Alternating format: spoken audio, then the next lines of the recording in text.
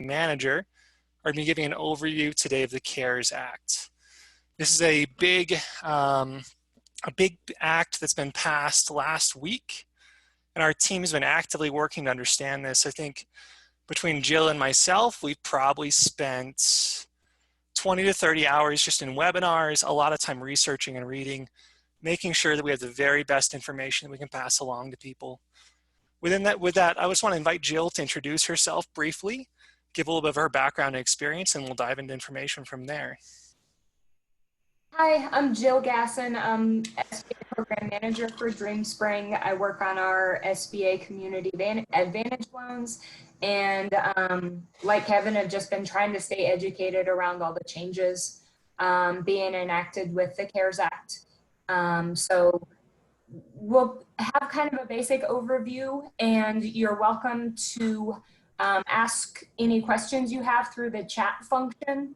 And we'll go through questions after the presentation. And then if you're on the phone and unable to chat, we'll also hopefully have some time for you to ask questions over the phone. And within that, it's important for us to acknowledge right now that with all the research we've been doing, things are changing rapidly. So if you've been applying for EIDL already, you might have noticed that they've been through 3 different applications so far. So for Jill and myself, we're doing our best to be educated. But often when we're asking the SBA questions, they're still giving us answers of we're still in development on that. We're working to have clarification soon. And so a lot of this has been fluid. As Jill said, we will have questions at the end. We're going to be giving an overview as well as some details on the programming. And the goal of this today is to give you information that allows you to move forward. We're very excited about what's being announced. We're very excited because we believe this gives many of our businesses a chance. As we're getting started today, I wanted to just acknowledge this is a very unique time, and that the COVID-19 outbreak is impacting everyone in different ways, where even if you're still lucky enough to be healthy and doing well, as a business owner, this is such a stressful time. As an organization, we understand that.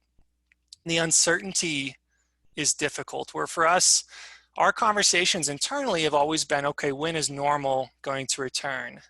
As I've been talking to clients, that's always the question, okay, when will things be back to normal? And our team, we've just been seeing a flood of inquiries, which just shows what a challenging time this has been for businesses. And so I know this might be a little bit corny, it might be a little bit out of what you're expecting, but I'm just gonna invite everyone, wherever you're at, if you're at home, if you're still at your workplace, whatever you're doing right now, just take just a couple of deep breaths. Because a lot of us, we've been moving just so quickly, rushing from one thing to the next, looking for answers. And today we have great information for you. We have really, really exciting feedback, really exciting programs. And I'm hopeful we'll be able to provide solutions for some people. But before that, let's just take just a moment to calm. So wherever you're at, just a couple of deep breaths, and then we'll get started in a moment.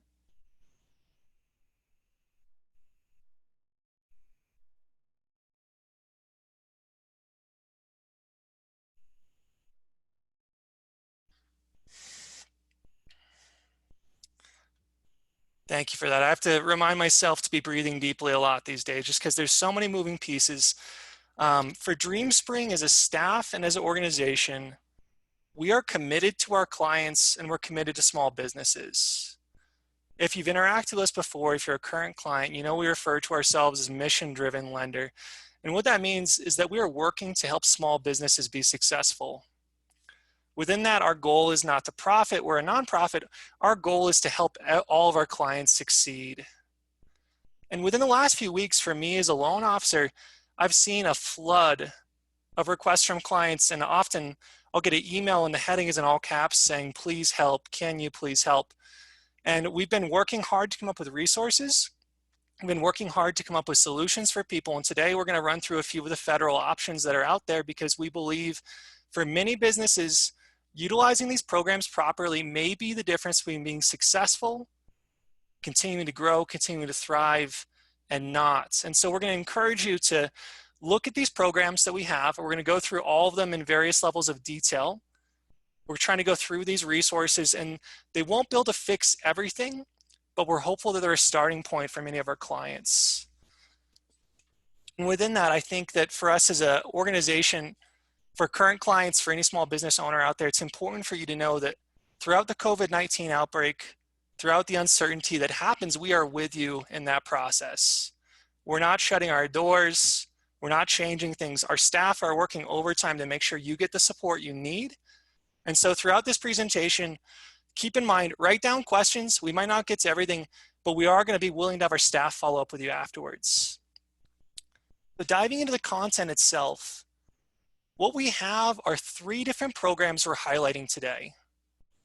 We have the Economic Injury Disaster Loan, or as it's being referred to as EIDL, Paychecks Protection Program, or in shorthand PPP, and the Small Business Debt Relief Program, or as we're referring to it, Fed Relief.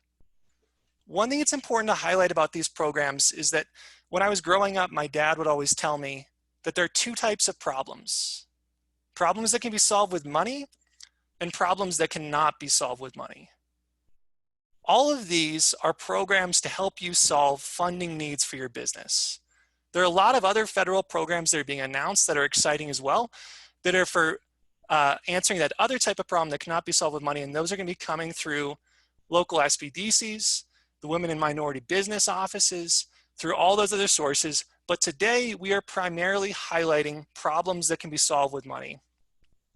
Within these programs, there are 3 programs that we're highlighting. Some clients will utilize all 3 of these programs.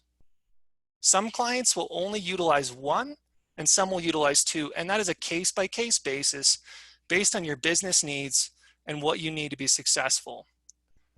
As it sits currently, on the left side of the screen, we have the Economic Injury Disaster Loan, or EIDL.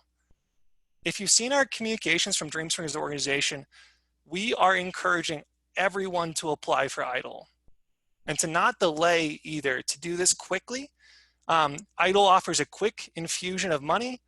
It's also designed to be a long-term loan solution for lost revenues. Paychecks Protection Program, or PPP, is capital to pay and retain employees. And that program, we are requesting that many people apply for it. So with EIDL, we're saying everyone should apply. PPP, many people should apply. The Small Business Debt Relief Program, some people should apply. So if you're on this call, I think it's least likely that you utilize small business debt relief. Most people will still utilize Paychecks, and everyone should be utilizing EIDL. Getting into it more, eligible clients, it's very likely that everyone is eligible, but you need to have less than 500 employees. However, I've heard from the SBA that larger companies are still being encouraged to apply. Sole proprietors, LLCs, corporations, select nonprofits, and independent contractors are also able. So if you're a 1099 employee, recognize that this can still apply to you. Or if you have 1099 employees, they're also eligible for many of these programs. You need to have been in business effective February 15th of 2020 for PPP, or January 31st of 2020 for EIDL. These dates have changed. The SBA originally had March 13th marked for some of this, so if you've heard that date, recognize that. One other piece, I mentioned this a moment ago, that a lot of this information has shifted slightly, so if something seems different than you remembered, this is our most up-to-date information. I went through and updated this PowerPoint as of about noon today, so an hour ago Mountain Standard, keeping it in close as we can with what we know to be accurate. Industry restrictions, gambling, marijuana, and other restricted industries are not federally allowable for these programs. Going into EIDL, and I'm going to go somewhat quick over this, as I believe many people have hopefully already applied for this. I do want to pause on this because this is a very important program, provides a lot of great opportunities. I want to highlight those as well. EIDL was expanded as part of the CARES Act. And so a few weeks ago, if you were calling me and asking for help, I was probably referring you to the SBA website, at which point you were trying to fill out an application that may have been taking as long as 6 or 8 hours for many people, which was not a good experience. And then you were not getting a response from them. EIDL has changed. It changed substantively last Monday. So if you applied before that, realize that there have been some changes since then. As part of the CARES Act that was passed last Friday, EIDL now includes a grant of up to $10,000 that is not contingent on an EIDL approval or acceptance. So what that means, there are 2 components. There's a grant component and a loan component. Now, if you go on the SBA website and fill this out, You have the option, and we'll get to this later, to select that you're interested in grants. And what's exciting within this is that sole proprietors are being included within that. Another piece of this is that grant, they're saying that should be dispersed within 3 days. So a fast turnaround time. And so one bit of clarification here as well. The SBA, I think, is setting a high bar for some of these things. So within this, as we look at a 3-day expectation, if you applied on Monday, you'd be expecting funding now. I do think that might slip a little bit. The expectation they've set with us is that 3-day number. However, I would not be surprised if as the program is building, it takes 3 to 5 to maybe 6 or 7 days before funding arrives. If you have previously applied before last Monday and you don't remember seeing anything about this grant, if you did not check a box that said you would like an advance of up to $10,000, you should go to the SBA website and reapply. We'll be sending out notes and feedback after this, but that'll include that link. But you can just go to the SBA.gov website and just go to the COVID-19 disasters page. So even if you'd filled out the old kind of horrible application where you need to upload documents and it took a long time, you do need to go back. The exciting thing is this takes about 10 minutes. So within that, we're telling everyone to apply for this now because, as we'll get into later, the SBA has made it clear that this does not need to be repaid under any circumstance. The first component we highlighted there is the EIDL grants or EIDL advance. It's referred to both ways within their literature. The second component is the EIDL loan. It's the actual loan product itself. And this is a loan product for lost revenues. And so sales you were expecting to make in April that are now looking questionable. Sales you did not make in March. The exciting thing with these programs and why we're really pressing them is that these are better offers than we've ever seen in the market before. When we were talking about this, last Friday was when we started to get word of what the legislation contained. I had to confirm from 3 different sources that the numbers were going to be accurate. I don't remember the last time that the federal government was offering $10,000 grants simply for applying with very little verification. And that's a recognition that this is a very serious time that we're in. Within that, this loan for lost revenues is a very compelling product. The pieces of this that are great, it's a 3.75% interest rate, which for a business loan is truly incredible. That's a great rate. The term lengths are also really compelling as well. It's a 15 or 30-year term, depending on the loan amount. The SBA will set that with you. It's a 12-month deferred payment. And so what that means is if you accept an EIDL grant now, you decide to move forward with an EIDL loan in May, your first payment may not be until June of 2021. What we're going to do now, we're going to move forward. We're going to go into a few pieces of the application so you can see what this looks like. Most of this is fairly straightforward, and so I'm not going to spend a lot of time with it. If you are confused by the application, what I encourage you to do is reach out to our staff, and we will set up a time to help you with this application. There's the ability at the end of it to mark that it was filled out by a representative.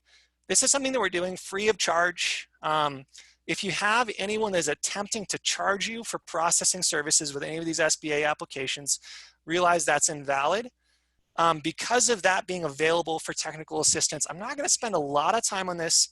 I did want to highlight that there are important things to note. So a few of the questions I pulled out. This first one is from the first page.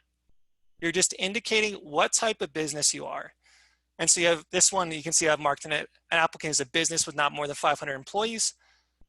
All of the time, I would always encourage you to read every option to fully understand what's happening though, because there are sometimes details that come in later along that you might apply. It might be separate for you. So applicant is a business of no more than 500 employees, so we'll move along there. The second section, it says review and check all of the following. So it's got things like applicant is not engaged in any illegal activity, no principal or applicant is greater than 50% ownership, is more than 6 days delinquent on child support, and other clauses. As you've seen, I filled this out so far. If I have not checked that applicant is not in business of lobbying, it does not give me the option to move forward. If you don't click these, it says an applicant must review and check the following. If applicant is unable to check the following, applicant is not eligible for is not an eligible entity. So if there are any of these that do not apply to your business, that means that you are not eligible for the EIDL loan program. And that's why this box at the bottom that says continue is not a brighter blue color. If you're trying to click continue and it won't let you move, it means there's usually an error somewhere else in the form. I filled this out on behalf of my dog. I try to have a sense of humor as I'm working from home just to keep things a little bit more fun. So Chaco's Party Pack, that's the business. So you'll go through and enter your information. One common question we're getting here is about gross revenues for 12 months prior to the date of disaster, January 31st, 2020. What you should be entering here is every revenue, every sale. So this is not your profit. This is nothing like that. It's gross revenues. If you have questions about that, feel free to reach out to our staff. Googling these terms is also really helpful for people. Below that, you enter the cost of goods sold. One other important note, rental properties, residential, commercial, lost rents due to disaster. If you or anyone you know is losing rental income, which is often considered to be a passive business by the SBA, they are still eligible for EIDL. So if you or someone else qualifies within that, let them know that they can come and enter that information there. Moving along, this is a page that's more confusing for most people. As we look at it, there are some questions that are a little bit more confusing. So this one, for example, says combined annual operating expenses for 12 months prior to day of disaster. Most people stop reading there. It says for all secular social services provided by the faith-based entity. This means that if you were a faith-based entity providing social services, you would enter the amount of those services. If you are not a faith-based entity, you just enter 0. Then you go down and just put NA. Compensation from other sources received as a result of the disaster.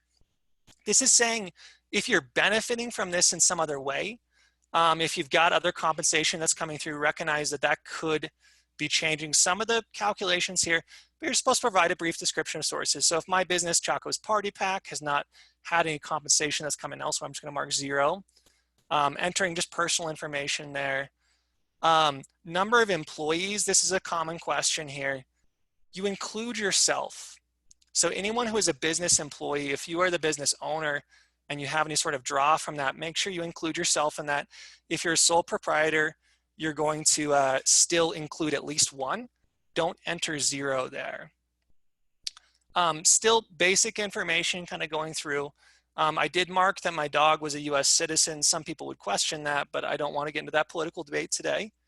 Going further forward, you're going to get to this last page. Another issue that causes problems for a lot of people is they get down to the bottom and the next box on the second to last page is still not illuminated.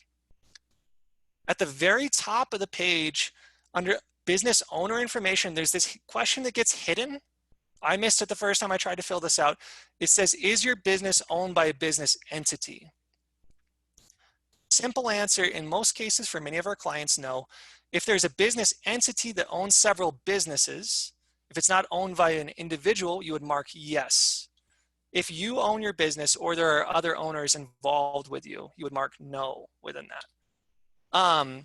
This portion here, as I mentioned, this is saying that if someone else is filling this out on your behalf, we've already seen a lot of clients contacting us and saying that people are attempting to charge them for filling out the EIDL application.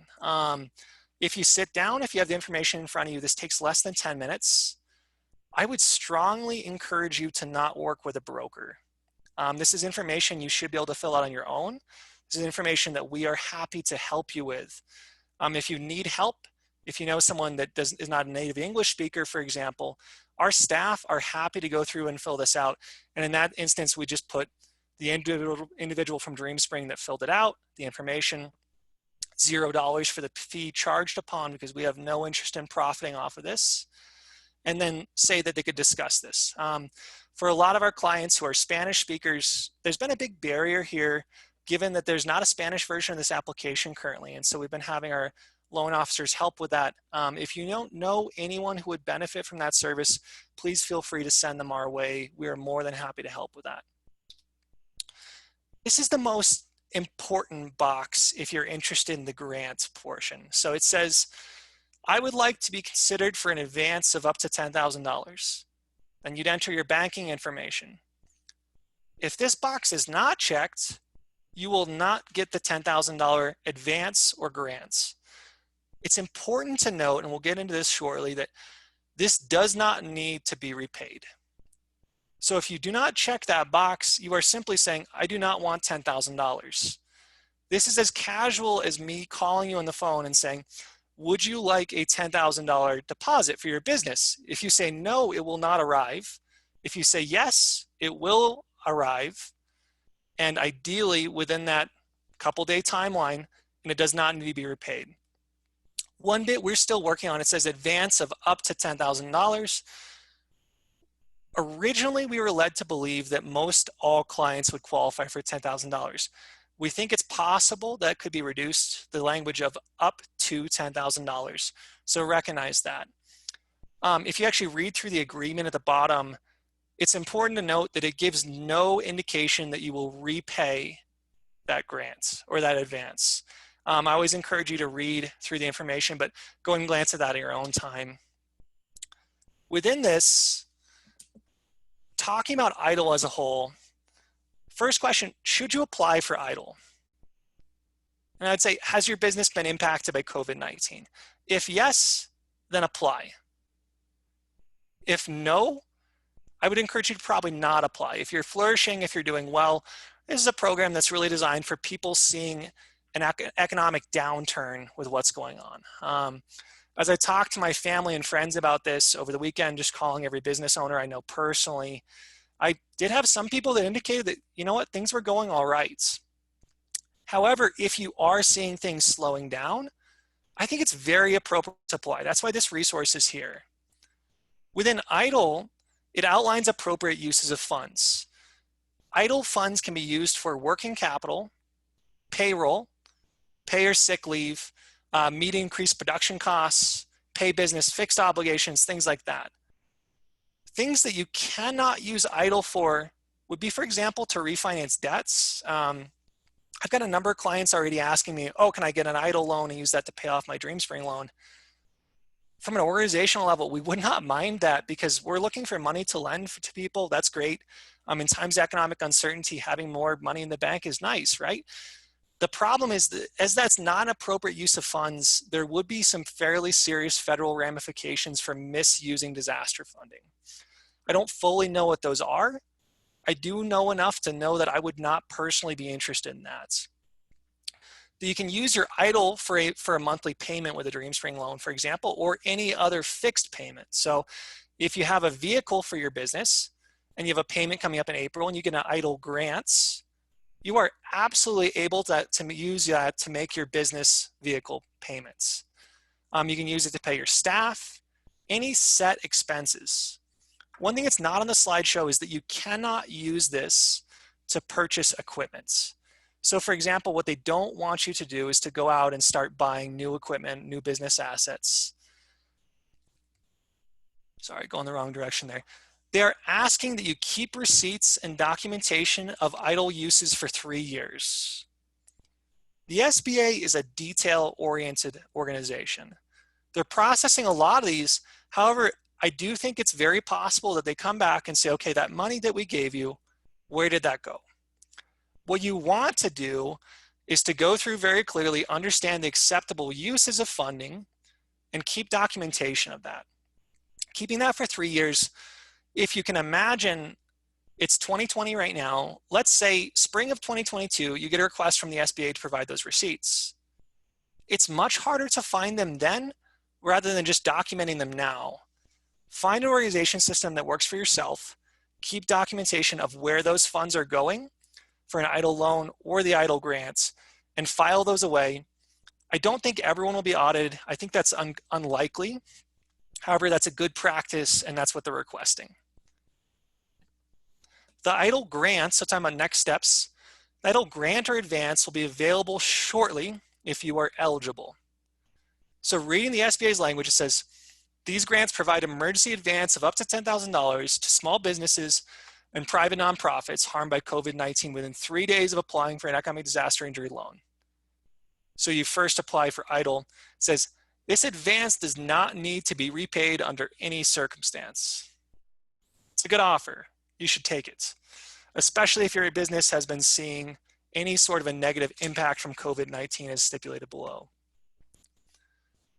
If you are interested in an EIDL loan, the next step would be to follow up with the SBA. They'll get in touch with you, I believe by email, and they'll request additional documentation.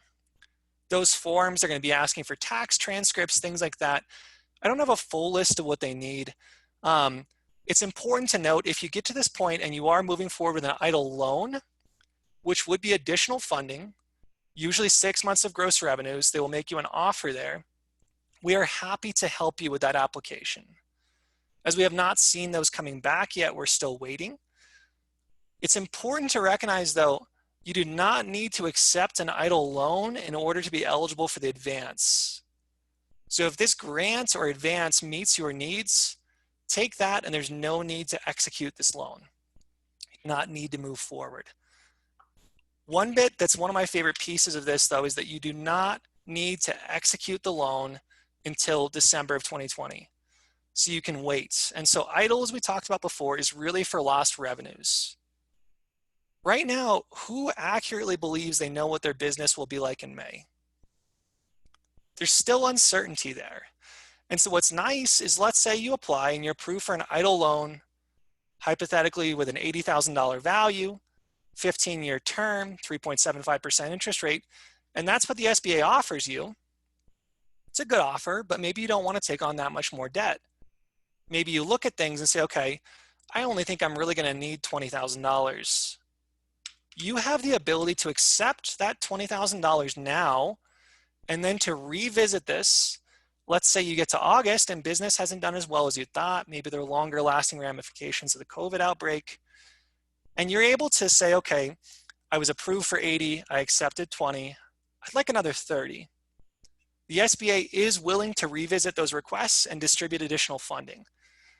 I would encourage you, if you think you're going to need working capital down the road, once you get the EIDL grants, it's worthwhile to start the EIDL loan application. The reason being that if you get to a point of approval where they'd like to offer you funding, you have no obligation to accept it. So really what you're doing is leaving your options open, and in times of uncertainty, that can be a really valuable asset. One of the things I often tell business owners is, if you want to be able to sleep at night and not worry, having tools and resources available is a great option. So continuing with that, to re-verify that at least, the SBA will get in touch with you after the initial application, letting you know what additional documents are necessary. As they collect those, they will eventually give you an offer of how much you qualify for. One piece that has been confusing for many with an EIDL is that you do not request a loan amount. You simply provide information and they let you know what you're qualified up to. As we said, you can always accept less. Moving along from a time perspective, the Paychecks Protection Program. So as we were looking at the beginning, this is the second option. EIDL, I said that everyone should be utilizing that program if their business has seen a downturn from COVID-19. Paychecks Protection will apply and be a wonderful tool for many businesses. This is not a tool that I would say every business needs to utilize. However, one additional caveat is that for businesses that will qualify for Paychecks, for businesses that will use this tool, I think it is actually the stronger of the two options. That's a personal opinion though. And so Paychecks Protection is a loan to provide cash flow assistance for payroll. However, what's interesting is that if that loan, and it does begin as a loan, is used for the proper purposes as outlined by the SBA, it is eligible for forgiveness. So what that means is if you apply, and let's say, another hypothetical, you're approved for $30,000 through the Paychecks Protection Program as a loan. You could later go back, and if you are able to show that your payroll was maintained, they used it on appropriate sources, then you would end up with that $30,000 being forgiven and you would have no debts. Paychecks, it is possible that not the entire portion is forgiven. There can be circumstances that allow that, and we'll get into that in a moment. For eligibility, as we look at this, if you were in business in 2019, what they're going to ask you for are documents that verify your payroll from February 15th, 2019 till June 30th of 2019. So we're looking 1 year ago roughly from when they're expecting the disaster to last. And what they're going to do is find your average monthly payroll. And what they'll do at that point is you are approved for a maximum loan amount that is equal to 250% of your average payroll. And so if we look from February 15th to June 30th, did our math and averaged it, and you had a $10,000 a month average payroll, you would be eligible for up to $25,000. An interesting thing, the maximum loan amount allowable through the Paychecks Protection Program is $10 million. So for most of our clients, that's gonna be more than sufficient. If you were not in business in 2019, so a lot of people, there's been speculation that newer businesses are going to be excluded from these programs. That is not the case for either EIDL or the Paychecks Protection Program. You have been in business starting February 15th.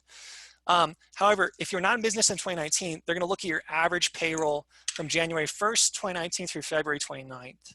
So I could change the math a little bit, but you'd still be eligible for 250% of that payroll. A brief extra bit, if you have seasonal workers where let's say you do landscaping and February is just not a busy month, I believe it's the end of March, and they'll do end of March through June, just so you can see that. Acceptable uses of funds for the Paychecks Protection Program are very similar to EIDL. They're slightly different. They include payroll, group health, salaries, commissions, mortgage interest-only payments. So they want you to only make your interest payments, rent, and utilities. So Paychecks, they're asking you to not pay your business fixed debts.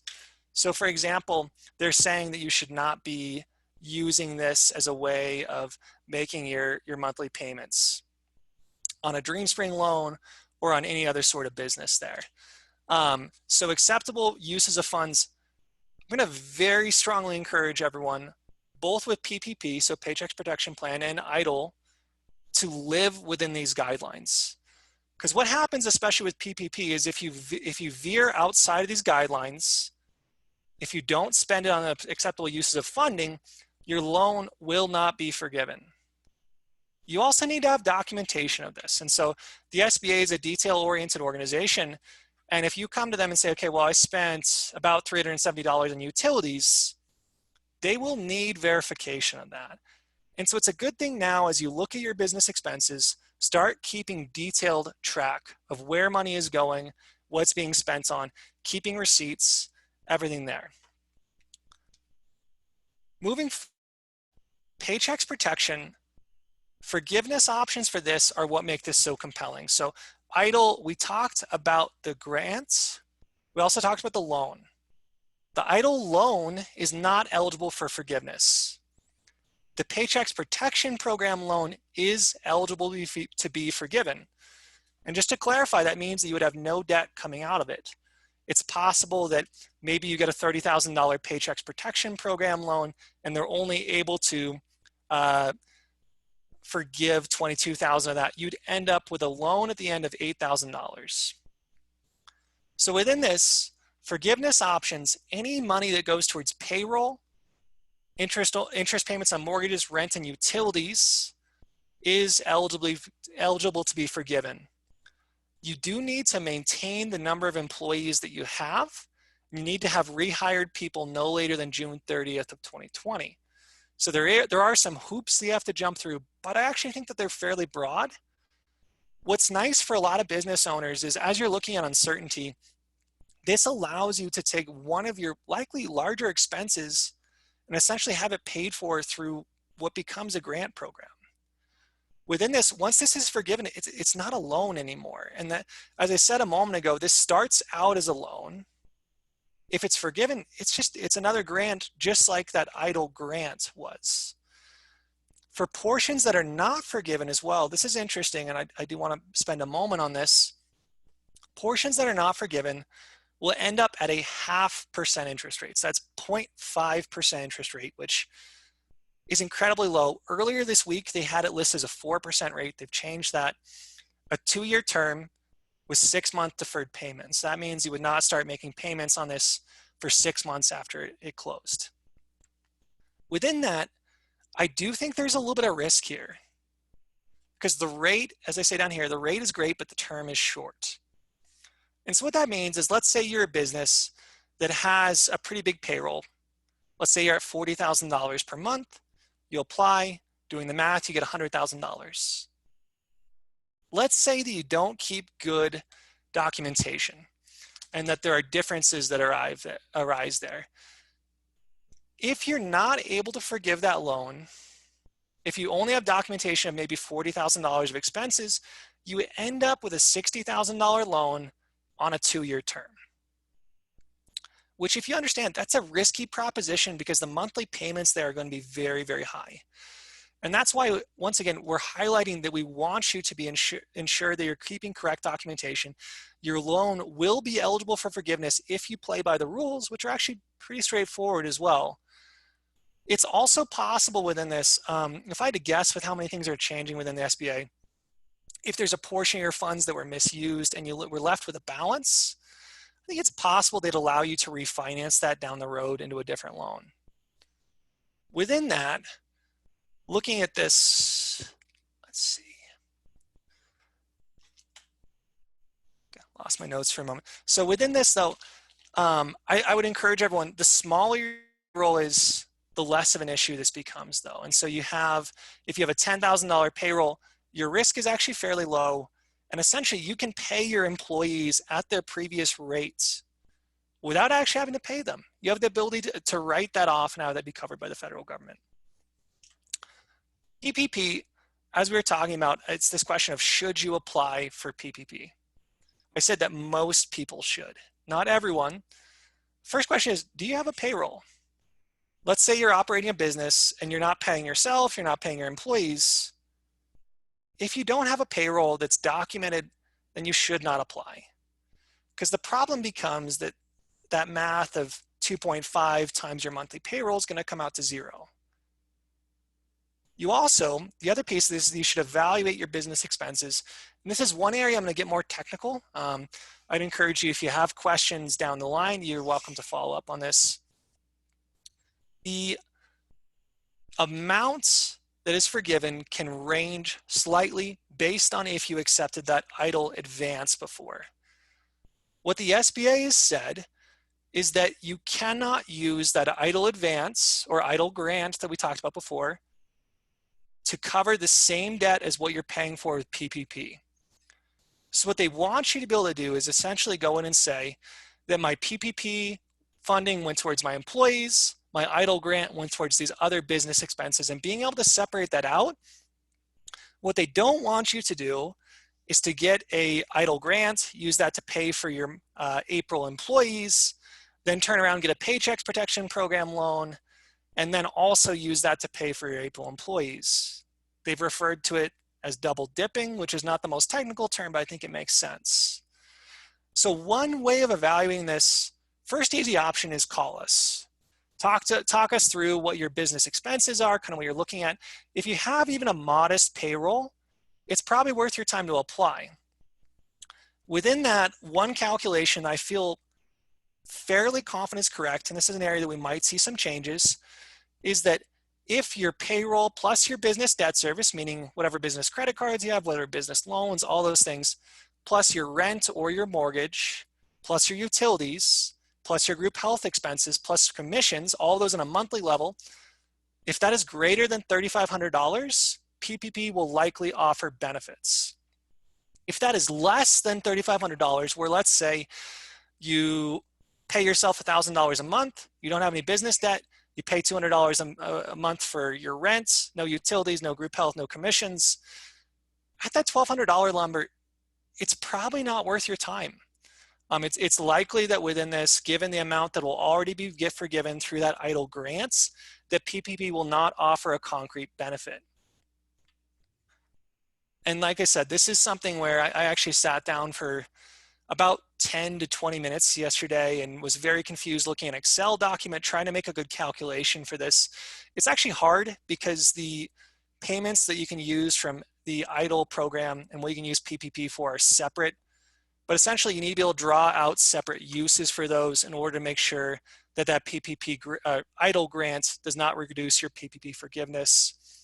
As we're providing technical assistance on this, that's a great conversation for you to have with your loan officer at the time of application. We're developing a lot of resources for people rapidly just to make sure that all these things are clear, easy to go about, because the ideal situation is that you apply for this and all of your debts for your employees and these other options are just turned into a grant essentially, which is great.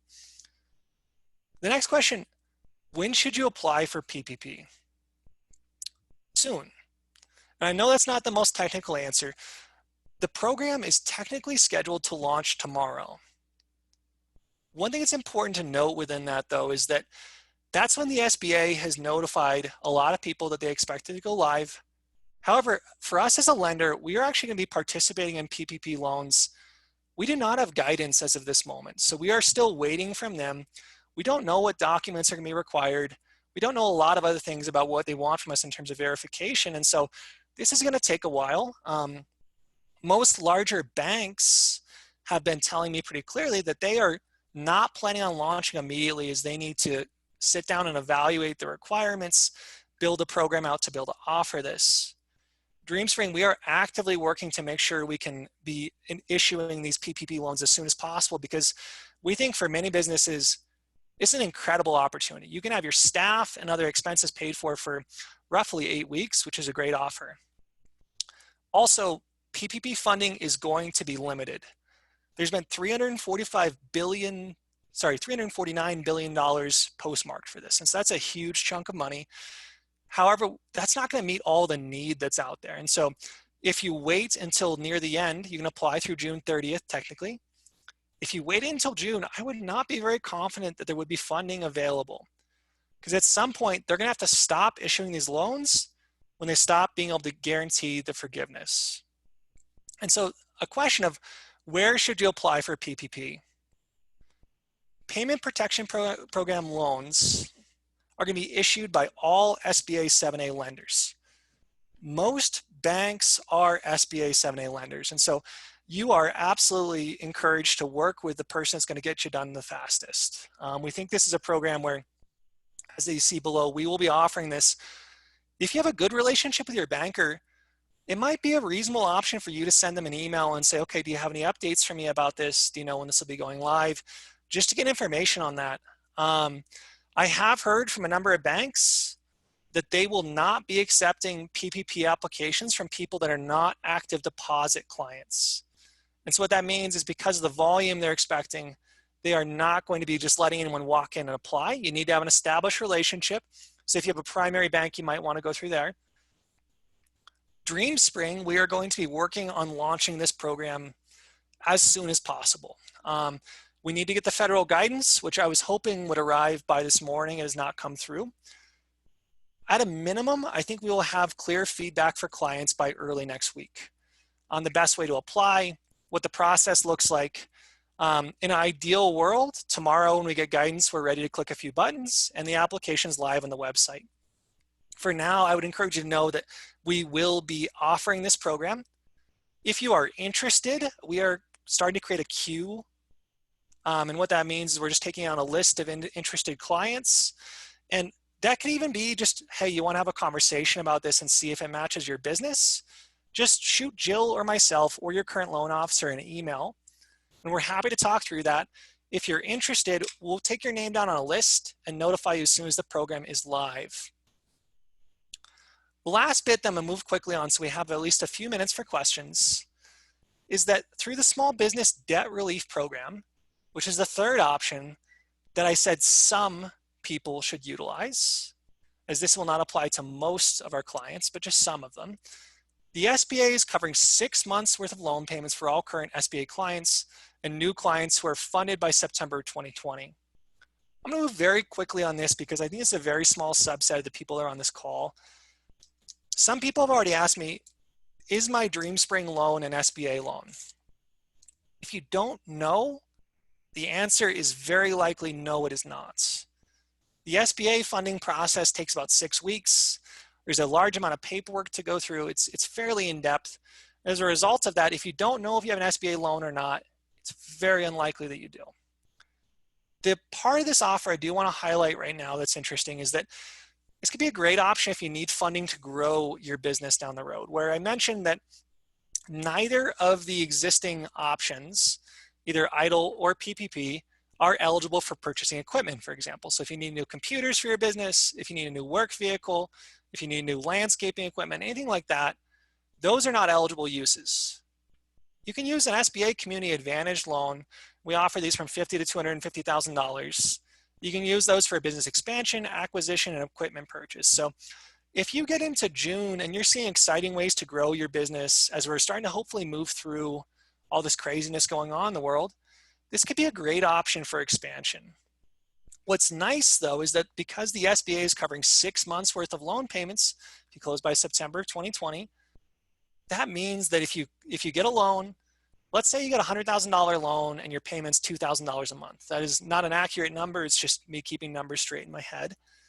They would be paying $12,000 of your loan. So they're making a full payment, principal and interest combined for the first 6 months, which could be a really nice option for you to grow as a business without seeing immediate debt, without seeing those debt payments start to line up. We've had a couple of people call and say, hey, you guys are supposed to be covering 6 months of my loan payment. If it's not an SBA loan, unfortunately, that is not an offer that the government has extended at this time. That's only for SBA clients. If you are an SBA client, we'll be contacting you directly. These loans are not a good option for funding due to the coronavirus outbreak, though. As a result of that, the EIDL application and the PPP application are such strong tools for that. So small business debt relief, not a good option for those, good option for other things. So coming back to it, economic injury disaster loan, EIDL, quick infusion of money through that grant, and a loan for lost revenues. Paychecks protection program, capital to retain employees, and also the ability for this to be forgiven, which is the big deal that we're really trying to highlight, is that ideally you get a PPP loan, you pay for your employees and some of your other business expenses for 8 weeks, and you come out of it with no debt, which is a great, great option. And small business debt relief or Fed relief, it helps existing SBA clients and people who become an SBA client by September of 2020. As we're getting towards the end here, we're going to invite you, if you have questions, to put those into the chat messenger. We have about 12 total minutes remaining on this call. So questions that are not answered at this time, we're happy to set up a time to chat with you about that. If you've called me in recent weeks, you will probably know that I am not great about answering my phone right now. I am typically seeing between 8 and 10 calls per hour. As a result of that, I don't get to every call because I'm often on another one. It's easier to reach me right now via email, as I think is true for most of our staff, and we're happy to set up a time to chat with you so you're not constantly trying to get in touch with us and we're not answering. It's a much easier experience. So my contact information and Jill's are there. However, if you do have a question, you can plug that into the chat function. They'll come through to us and we're happy to answer those. And one kind of final point, this is an overview. This is not covering exactly what you need or your business needs. Our staff are happy to provide feedback, happy to provide exact guidance for your specific situation. So if you have questions about that, just reach out to us. We'll set up a time later to connect, but any general questions, you can plug those in now. Great, thank you so much, Kevin. We have gotten many questions and we're getting more currently. With the 10 minutes that we have left, happy to start kind of going through some of these, but what I'm thinking we may do as well is, because I think we will have limited time to address these questions, perhaps we can, offline after the meeting, we can go through all of the questions and try to get an email response to everyone to all of the questions so that we can try to address those because we're not going to be able to get through all of these questions in the next 10 minutes. Yep. Jill, if we want just to kind of move quickly here, let's alternate through this. I've got one from Derek who's asking if employees were laid off prior to 4/1/20 due to the COVID crisis, would the company be eligible for PPP and use funds to rehire employees by June 30th? The short answer is yes, absolutely. What they're encouraging you to do is to rehire your employees.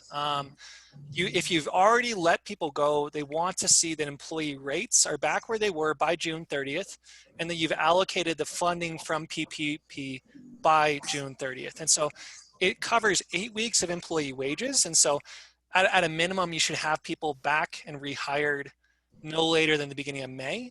This also is a good option for a lot of people to be able to rehire employees now, even the understanding that they might not be providing that much actual benefit at the moment. You might even just be paying them sick leave, but at the same time, it's not you that will be paying it because once you get it forgiven, it's gone. And as for a copy of today's presentation, which I've heard from several places, this will be on the DreamSpring website. We're hoping to have that up by tomorrow. We'd encourage you. There are a lot of questions about this. You can share this with anyone you think would benefit.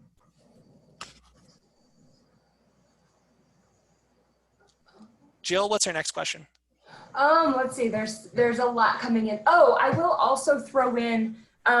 This may not be addressing a specific question, but the CARES Act is also providing additional funding for counseling resources. So I think another good idea for people is to speak with their local small business development center, SCORE, Mikasa Resource Center. I would recommend, if you have additional questions and needs, those are government funded organizations that are there to help you.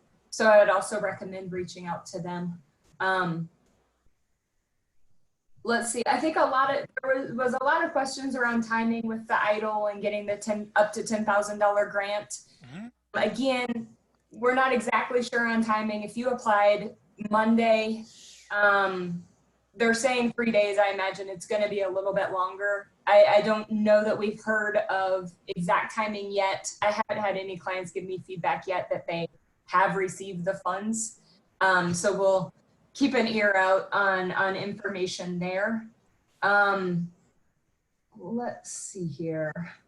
For timing, it's worth noting that this is an ACH deposit, which usually takes a few days to process. I think there will be a backlog of this. I think they'll start to get more efficient with time.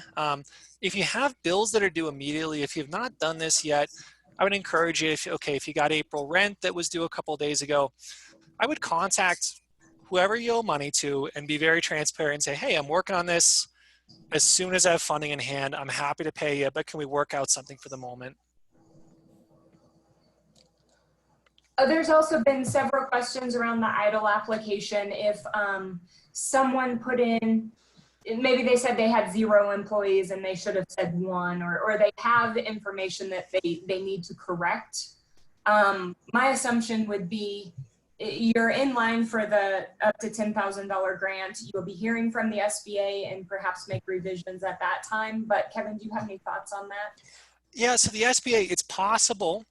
If you just input 0 employees, I think they're trying to make this understandable. They understand that sometimes information is a little bit complicated, and so that might not be enough to get you declined. I would be surprised if it was actually. However, if they don't approve your request, you can always request review. That's the technical language that they're using. It's just saying, okay, can you look at this again? I didn't provide the right information. And so they'll get back to you with a response at some point, and it can be a conversation.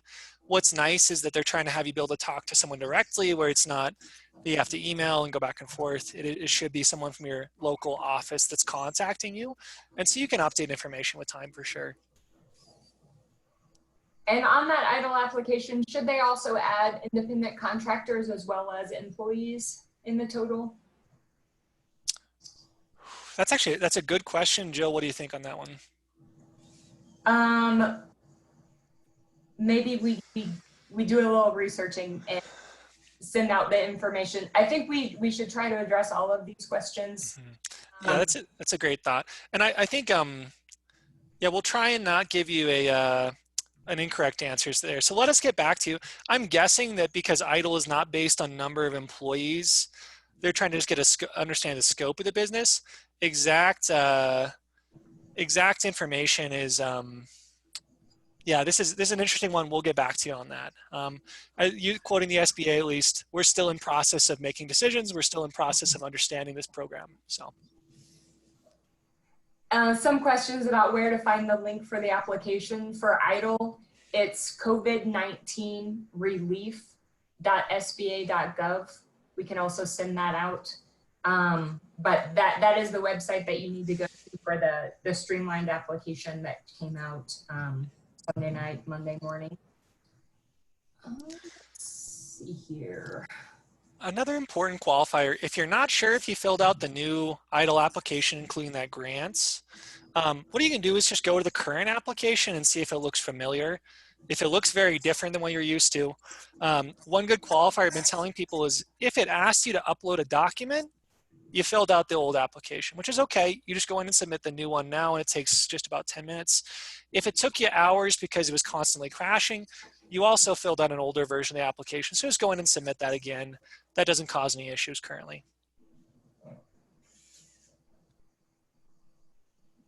Let's see. I'm sorry, I'm just trying to kind of navigate through some of these questions here. Okay, question about PPP. If the loan or payments to independent contractors are strictly only employees on the PPP program? Strictly only employees on PPP. Your independent contractors can apply independently for EIDL.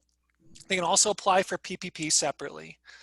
For an independent contractor, just to note this though, is someone I'm guessing that PPP might not be the best option for. We need to look at what their actual wages are, how much they're losing, things like that. So we'd be happy to connect with your employees and provide them information there. Simply applying for the EIDL grant is a great option for them as well. One important thing I did not clarify, independent contractors are being eligible for EIDL starting on April 10th. And so that's not tomorrow, but it's a week from tomorrow. And sole proprietors are also in that category as well. Doesn't mean you can't start your application with us. Doesn't mean you can't start a conversation. So you're welcome to reach out to us there. But recognize that the SBA is not going to be processing those until that time.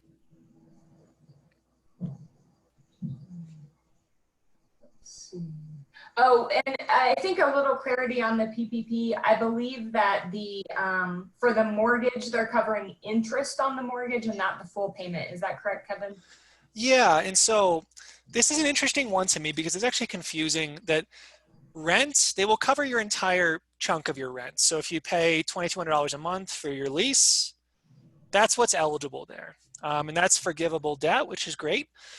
A mortgage, they're saying an interest-only payment, but depending on how that's structured, if you have a balloon payment in the future, your actual payment monthly might be less than the interest-only payment. So for some of our commercial real estate loans, I know that when we've moved them to interest-only, it's actually made their payment amount go up. So recognize that that actually might work in your benefit, and that's definitely worth evaluating. Also getting some questions on PPP. You know, if you're a home-based business, if you can use your personal rent and utilities in PPP, since you don't have necessarily a business rent location. That's a great question, and that's something I think we'll need to get back to the individual with as well. If they're interested in applying, I would say that maybe start an application either with your bank or with us and we can get some clarification. The SBA should be providing full guidance for us, like we said, hopefully today, maybe tomorrow, and some of that detail will be included in there. I would guess at a minimum they're going to ask you to prorate the use and say what percentage of this is personal, what percentage is business, but for home-based businesses, it may not be that that's an eligible expense. That doesn't mean that PPP would not be a good option for you though. So contact one of our staff. We'll talk through exact numbers with you and see how it fits. And we are at 2 o'clock on the dot right now. And I want to be conscious of people's time. Kevin, do we want to just kind of start working on answering some of these questions online, send this out, We can make sure that the PowerPoint link is on our website, and we can send you that link. We can also send the link around the EIDL loans and where to apply. Yeah, we'll send a follow-up email by tomorrow morning. You're welcome to email us between now and then, and we'll try and get a time set up to chat with you.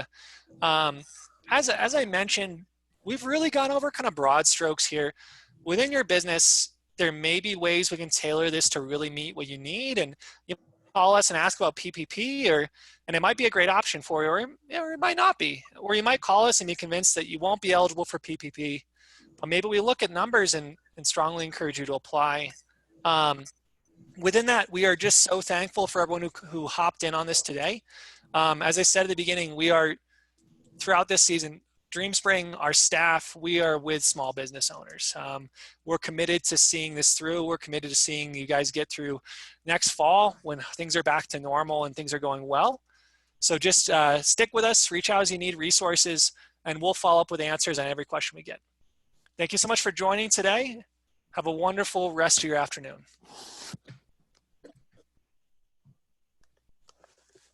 Thank you all.